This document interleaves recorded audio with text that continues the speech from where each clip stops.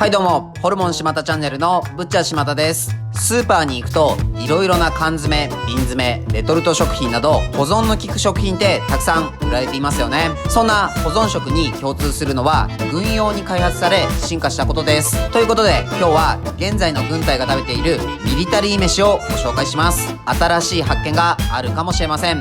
それでは早速やっていきましょう。ネットを見ていて面白いものが売っていたので購入しました。これだけ見てもなんだかわからない人がほとんどですよね。これはアメリカ軍で採用されているレーションと呼ばれる戦闘糧食です。MRE とはミールレディートゥイートの略で数字で3と書いてあります。この数字は他にもいくつかのバリエーションがあります。今回指定ができなかったのでこちらの3を注文しました。こちらのメインディッシュはチキンエッグヌードル&ベジタブルインソースです。なんとなく麺類が入っていることはわかります。どんなものかは想像ができません。持った感じは結構ずっしりとしています。中身を出してみましょう。オープニングでも言いましたが、今の食生活に欠かせない保存食などは結構軍用に開発され、そこから一般向けに改良された商品も多いです。缶詰、瓶詰、レトルト食品などは有名ですね。他にも今こうやって使っているインターネットや位置を確認するために使う GPS、ランドセルやティッシュなど身近な生活の道具や技術ももともとは軍用に開発されたり使用され改良されたものもいろいろあります。この中には軍用に開発されなくても発展したものもあるかもしれませんが、戦争などにより大きく状況が変わり技術が進歩したものもありそうです。もちろんこの時の大きな予算などを別な使い方をしたらまた別な方向での技術の進化などもあったかもしれません。中には結構細かく包装されたものが入っています。すべてが英語ですね。これはクラッカーです。これはメニュー名とかが書いてあります。この袋に水を入れると発熱しメインディッシュを温めるものみたいです。これはアップルソースラズベリーピュレ、デザートみたいですね。この袋はジュースを作る用の袋みたいです。これがジュースの粉ですね。これはピーナッツバターです。アメリカっぽいですね。クラッカー用ですかね。スプーンとアップルゼリーです。これは製品のお菓子ですね。キャンディーかな。この小袋にはいろいろ細かいものが入っています。後で見てみましょう。これがメインディッシュのようです。この袋を開けるとマッチが入っています。これはティッシュですね。コーヒーも入っています。砂糖とコーヒー用のクリームも入っています。ペッパーソース、これはメイン用ですかね。塩とこれは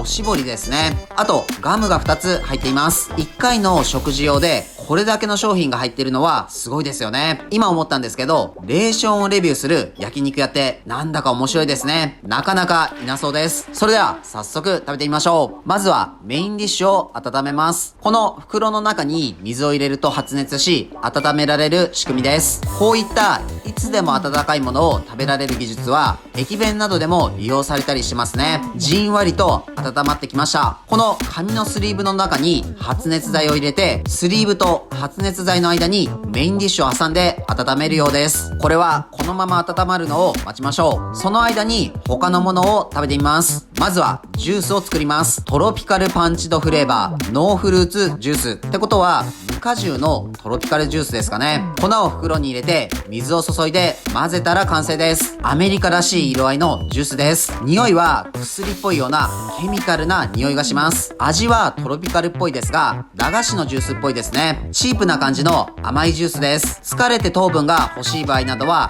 ありがたいかもしれません。次はクラッカーです。大判のクラッカーが2枚入っています。よく見るクラッカーの8枚分くらいの大きさです。まずはそのまま食べてみましょう。今まで食べた食べ物の中で一番口の中の水分が持っていかれます。かなりパサパサしているのでボロボロこぼれます。ピーナッツバターをつけて食べてみましょう。アメリカのピーナッツバターですね。日本のものとは違いしょっぱいです。この塩気がいいですね。次はアップルゼリーをつけてみましょ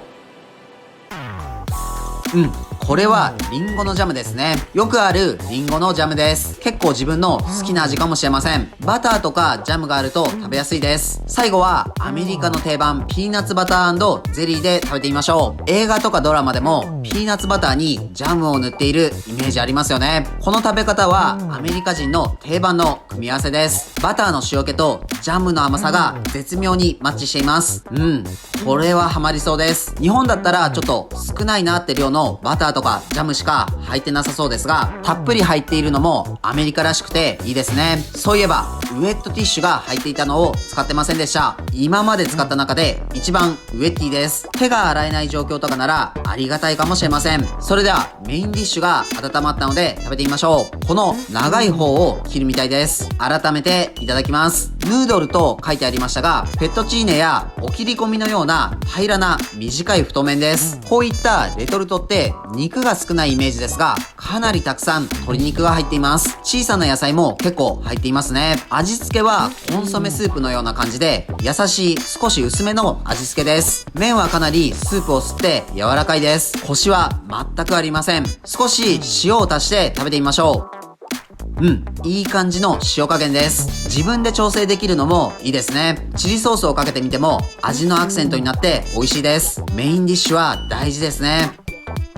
食事が終わったので、ここでブッチャーの乙女タイムです。食事プラスデザートまでつくなんてありがたいです。アップルソースwithラズベリーピュレです。香りはラズベリーっぽさが強いです。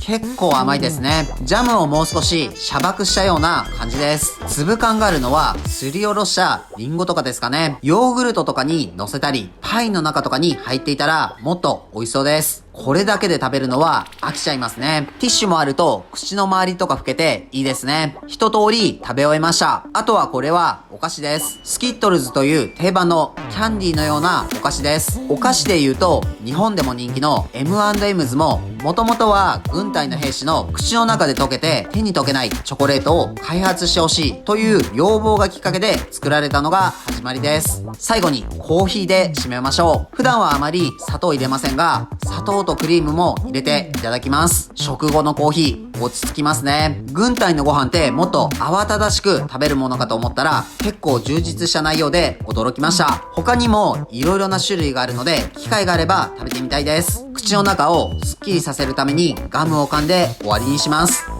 うわ、まさかのシナモン味の激甘ガムです。終始甘いものだらけですね。今日も美味しかったです。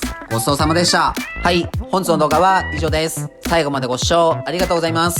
ミリ飯いかがでしたか？保存も効くので災害時などに活躍してくれそうです。自分たちは群馬県前橋市と高崎市でホルモン島田というホルモン屋をやっています。群馬には美味しいお肉を食べられるお店がたくさんあるので、もし群馬に来た際はいろいろ探してみてください。この動画がいいなと思いましたらチャンネル登録、高評価よろしくお願いします。